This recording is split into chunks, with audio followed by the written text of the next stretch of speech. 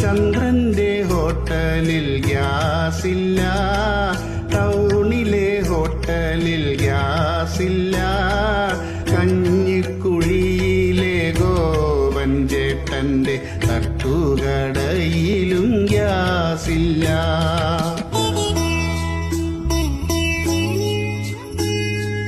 അകലെയെങ്ങാണ്ടുള്ള Persian രാജ്യത്ത് അവരുടെ ശത്രുക്കൾ ബോംബിട്ടു.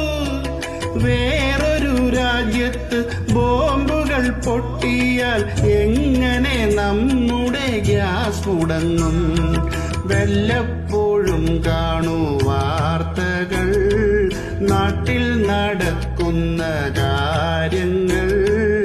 ഏതൊരു നേരവും റീലുകൾ കണ്ടിട്ട് മണ്ടത്തരം തന്നെ ചോദിക്കും.